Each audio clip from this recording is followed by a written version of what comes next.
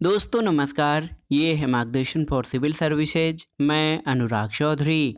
दोस्तों घटना चक्र सामान्य अध्ययन पूर्वावलोकन श्रृंखला के अंतर्गत इस वीडियो में प्रस्तुत है सामान्य विज्ञान यानी जनरल साइंस से संबंधित महत्वपूर्ण प्रश्नों का रिवीजन, जो आपके आगामी विभिन्न परीक्षाओं जैसे यूपीपीसीएस प्रारंभिक परीक्षा, आरओ यानी समीक्षा अधिकारी, सहायक समीक्षा अधिकारी, लोअर पीसीएस और अन्य राज्य लोक सेवा आयोगों द्वारा आयोजित परीक्षाओं के सामान्य अध्ययन खंड के लिए बहुत ही उपयोगी है। इस वीडियो में हम रसायन विज्ञान के अंतर्गत हाइड्रोजन और इसके यौगिकों से संबंधित महत्वपूर्ण प्रश्नों को कवर करेंगे। तो आइए शुरू करते हैं आज का वीडियो। दोस्तों प्रश्नों पर आने से पहले थोड़ा सा हाइड्रोजन के बारे में जान लेते हैं। देखिए दोस्तों, हाइड्रोजन जो है ये ब्रह्मांड में सर्वाधिक प्रचुर यानी अधिक मात्रा में पाया जाने वाला तत्व है। कई विशाल ग्रह जैसे बृहस्पति और शनि के वायुमंडल में अधिकांशतः हाइड्रोजन ही विद्यमान है और ये पृथ्वी की सतह पर तीसरा सर्वाधिक प्रचुर मात्रा में पाया जाने वाला तत्व है। इसकी प्रकृति हल्की है यानी लाइट नेचर है। इसके कारण ये पृथ्वी के वायुमंडल में कम मात्रा में यानी द्रव्यमान के अनुसार लगभग 0.15% पाई जाती है। हालांकि संयुक्त अवस्था में हाइड्रोजन भूपर्पटी और महासागरों के 15.4% भाग का निर्माण करती है। हाइड्रोजन का जो परमाणु क्रमांक है दोस्तों वो 1 है, यानी आवर्त सारणी में पहले नंबर पर हाइड्रोजन है और इसका इलेक्ट्रॉनिक विन्यास 1s होता है। इसके परमाणु में एक प्रोटॉन और एक इलेक्ट्रॉन होता है और हाइड्रोजन क्षार धातुओं जैसे लिथियम, सोडियम, पोटेशियम आदि और हैलोजन यानी फ्लोरीन, क्लोरीन, ब्रोमीन आदि दोनों ही गुणों में समानताएं प्रदर्शित करता है। तो क्षार धातु और हैलोजन दोनों ही गुणों में हाइड्रोजन समानता प्रदर्शित करता है। इसलिए हाइड्रोजन को आवर्त सारणी के प्रथम वर्ग में क्षार धातुओं के ऊपर और सातवें वर्ग में हैलोजनों के ऊपर दोनों जगह स्थान दिया गया है। हाइड्रोजन के 3 समस्थानिक ज्ञात हैं, जिनकी द्रव्यमान संख्याएं क्रमशः 1, 2 और 3 हैं। तो एक जिसका द्रव्यमान संख्या है उसको प्रोटियम, जिसका द्रव्यमान संख्या 2 है उसको ड्यूटीरियम और 3 द्रव्यमान संख्या वाले हाइड्रोजन को ट्राइट्रियम कहा जाता है। प्रोटियम और ड्यूटीरियम हाइड्रोजन के अस्थायी समस्थानिक हैं, लेकिन ट्राइट्रियम एक रेडियो एक्टिव तत्व है। प्रकृति में टाइट्रियम अधिक अल्प मात्रा में पाई जाती है और इसमें कृत्रिम विधियों द्वारा न्यूक्लियर रिएक्टर में बनाया जाता है। एक और प्रश्न पूछा जाता है कि ड्यूटीरियम की खोज किसने की थी? तो ड्यूटीरियम या D2O की खोज दोस्तों आप जान लीजिए, ड्यूटोरियम, इसकी खोज 1931 में यूरे, विकवैड और मर्फी ने किया और ट्राइट्रियम की खोज 1934 में लोजियर, ब्लीकने और स्मिथ के द्वारा की गई थी। तो इसमें आपने हाइड्रोजन और उसके प्रमुख गुणधर्म तथा इसके समस्थानिकों के बारे में पढ़ा। अब आइए प्रश्नों पर चलते हैं। पहला प्रश्न है, एक तत्व यक्ष के बाह्यतम कक्ष में 4 इलेक्ट्रॉन हैं। हाइड्रोजन के साथ इसके यौगिक का कौन सा सूत्र होगा? X4H, X4H4, XS3 या XH4? तो सही उत्तर क्या हो जाएगा? दोस्तों बहुत ही महत्वपूर्ण प्रश्न है। सही उत्तर आपका हो जाएगा ऑप्शन डी, XH4। दोस्तों X का हाइड्रोजन के साथ यौगिक जो है वो XH4 प्रकार का बनेगा। ऑप्शन डी आपका सही उत्तर है।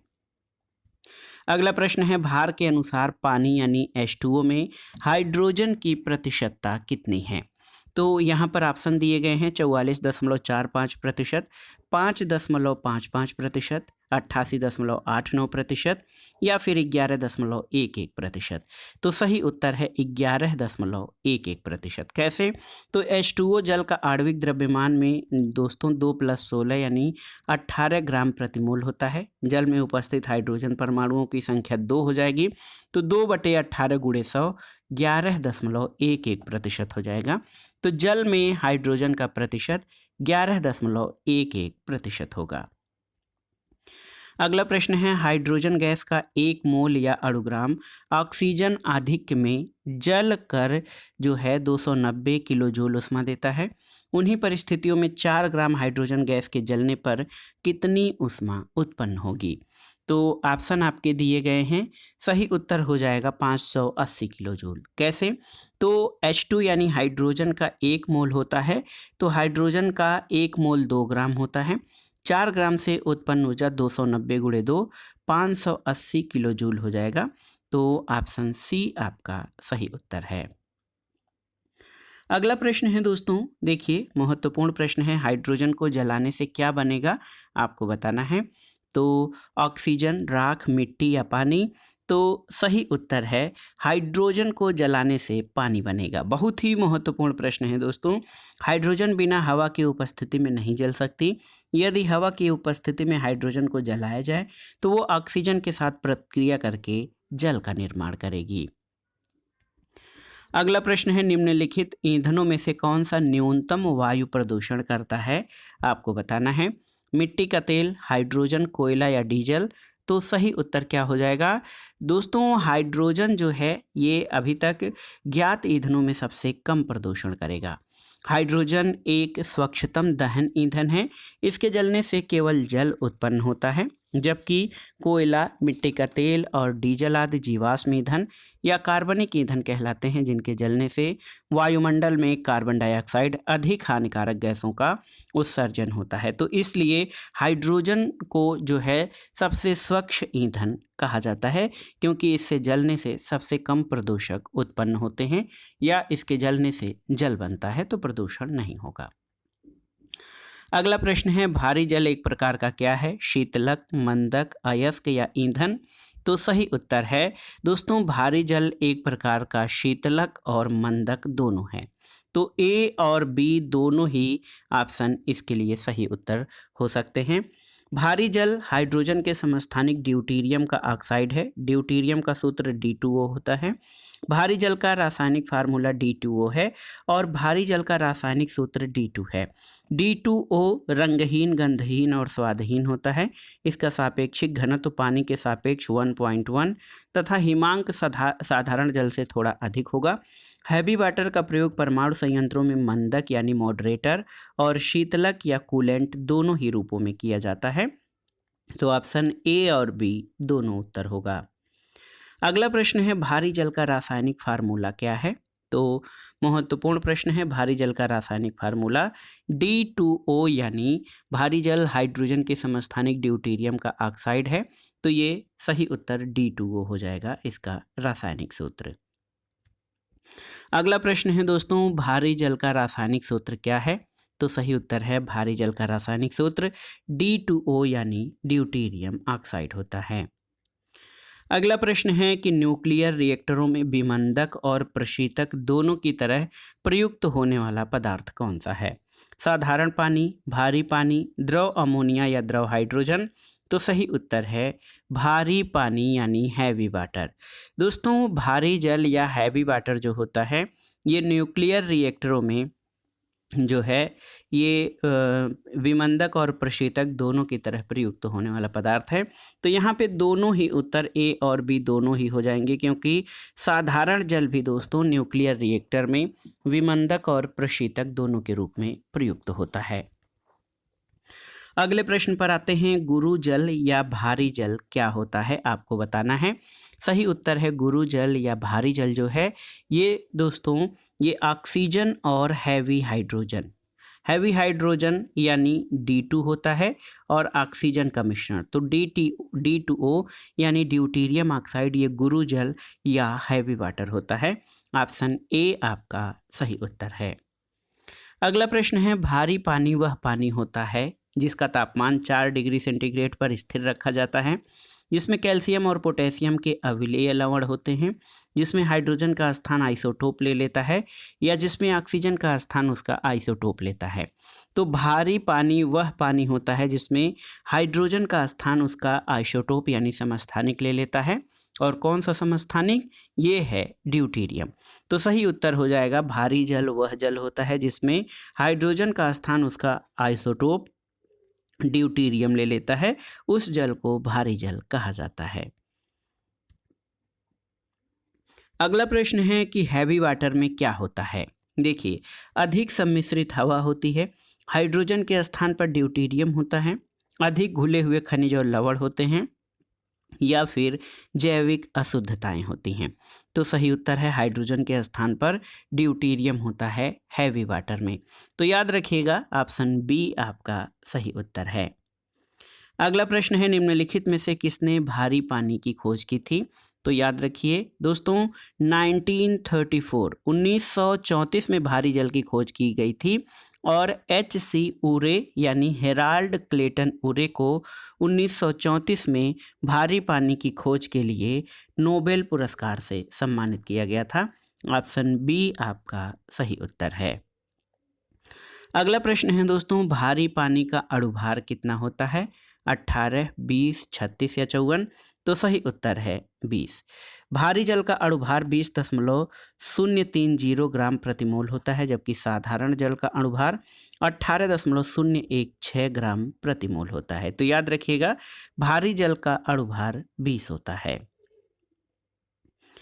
अगला प्रश्न है कि निम्नलिखित कथनों पर विचार कीजिए। यहाँ पर 4 कथन आपके दिए गए हैं।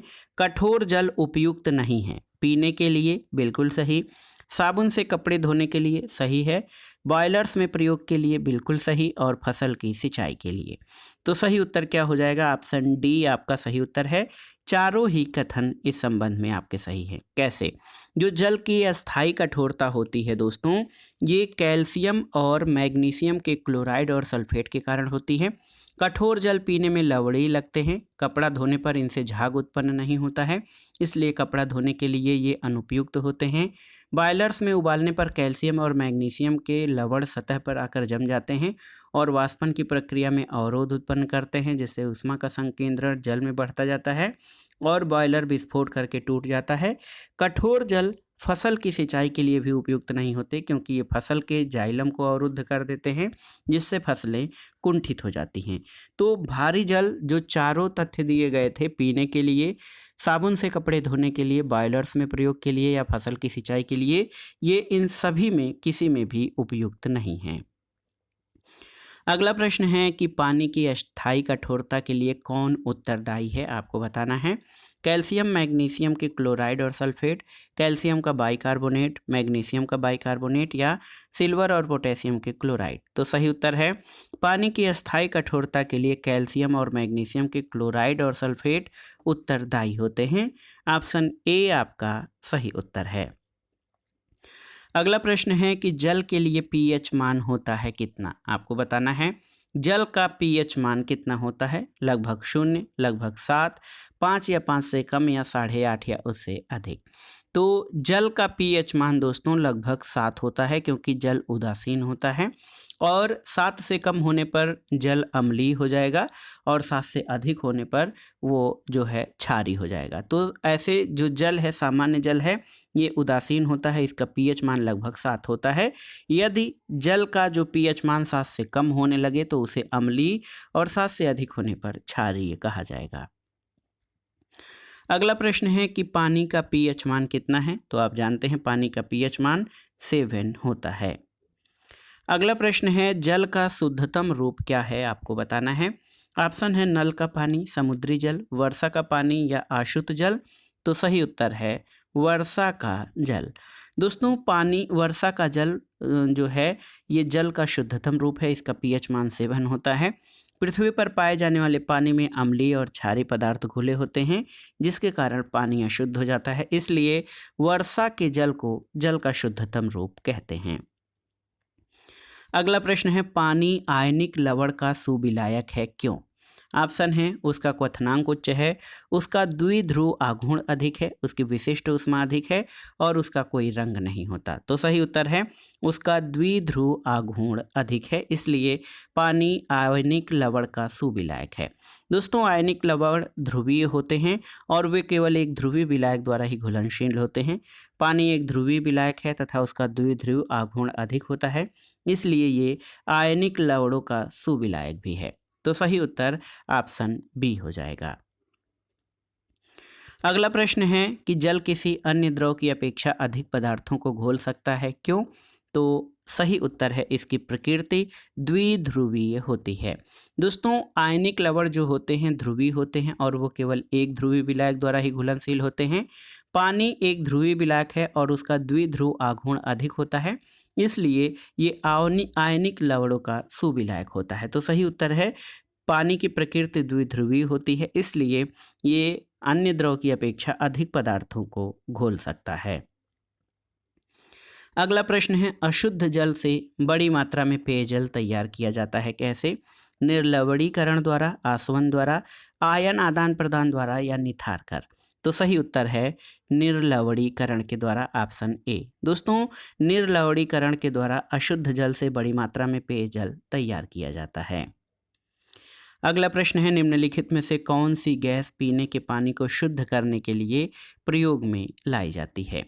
ऑप्शन है हीलियम, क्लोरीन, फ्लोरीन और कार्बन डाइऑक्साइड। तो सही उत्तर है क्लोरीन।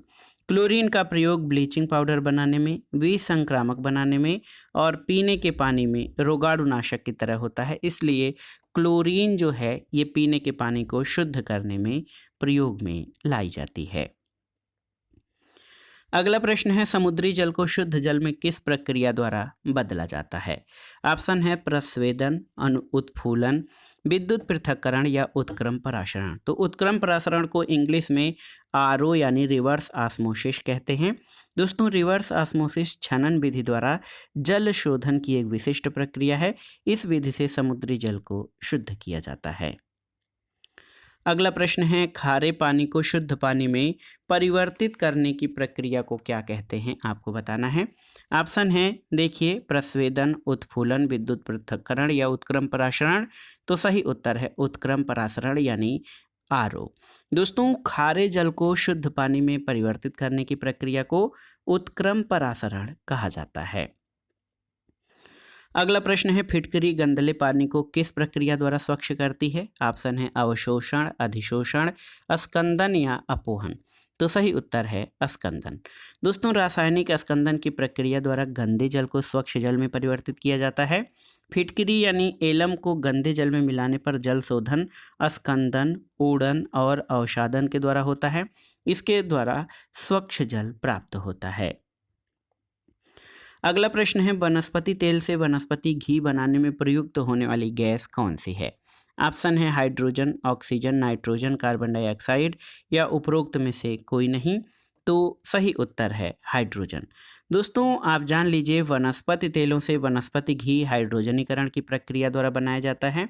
निकिल यानी बारीक चूर्ण उत्प्रेरक की उपस्थिति में वनस्पति तेलों के साथ हाइड्रोजन वसा बनाती है। ये क्रिया तेलों का हाइड्रोजनीकरण कहलाता है। देखिए, वनस्पति तेल प्लस हाइड्रोजन, इसमें निकिल उत्प्रेरक की उपस्थिति में 150 से 180 डिग्री सेंटीग्रेड पर गर्म करने पर वनस्पति घी बनता है। अगला प्रश्न, और हाइड्रोजन और उसके समस्थानिकों से संबंधित महत्वपूर्ण प्रश्नों का ये जो लास्ट क्वेश्चन है कि वनस्पति तेलों के हाइड्रोजनीकरण में किस उत्प्रेरक का प्रयोग किया जाता है? तो ये है निकिल, जिसका सूत्र Na होता है। दोस्तों, निकिल उत्प्रेरक की उपस्थिति में गर्म वनस्पति तेलों के साथ हाइड्रोजन वसा बनाती है। ये क्रिया तेलों का हाइड्रोजनीकरण कहलाता है। वनस्पति तेलों से वनस्पति घी हाइड्रोजनीकरण द्वारा बनाया जाता है। तो दोस्तों, ये था आज का वीडियो रसायन विज्ञान से संबंधित महत्वपूर्ण प्रश्नों के अंतर्गत हाइड्रोजन और उसके समस्थानिकों से संबंधित महत्वपूर्ण प्रश्नों का रिवीजन। और इसके अगले वीडियो में या आगे के भाग में हम सल्फर, नाइट्रोजन, हैलोजन और अक्रिय गैसों से संबंधित महत्वपूर्ण प्रश्नों को कवर करेंगे। हमारे चैनल से जुड़े रहें, वीडियो को लाइक करें, शेयर करें और इस चैनल मार्गदर्शन फॉर सिविल सर्विसेज को सब्सक्राइब करें। वीडियो देखने के लिए धन्यवाद दोस्तों। नमस्कार।